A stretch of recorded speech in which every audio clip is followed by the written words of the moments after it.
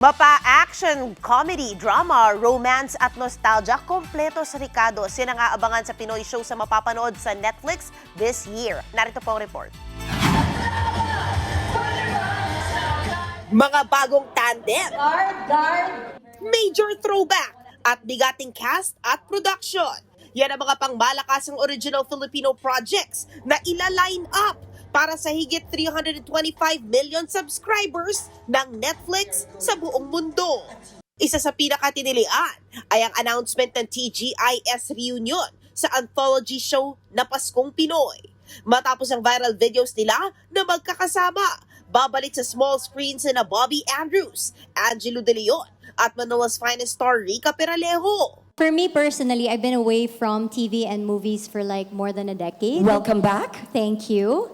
And the very first thing that came to me after those years was actually this project. When Direk told me that he had the plan of doing this with Netflix, I said, of course, I would like to do it because I would be reunited with people I've known for like all my life. I've known them when I was just like 14 years old, and I am now 24? 10 years out of retirement. Yes. 90s people know I'm lying. But yes, that's a very big part of why I said yes. And also, just to be part of Netflix. You can just imagine how my boy screamed when I said, Mama is going to be on the Netflix original.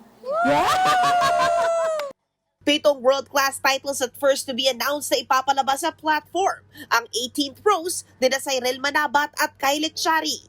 Ganito, ganyan, ganoon, nina Jody Santa Maria at Agot Isidro.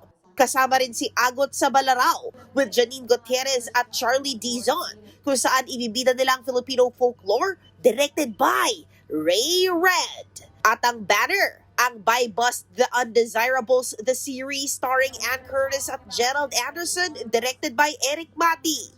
Dito naman ibibida ang Filipino martial arts. Originally slated for 8 episodes, pero dinagdagan daw ito ng Netflix. When we loosened it up a bit by adding one more episode into the story, it became a lot more experiential. Big deal ito para sa Filipino entertainment scene, lalo na at ngayon lang nakapagsama-sama ng ganito karaming original Filipino content na ipapakita ang iba't ibang genre sa global audience.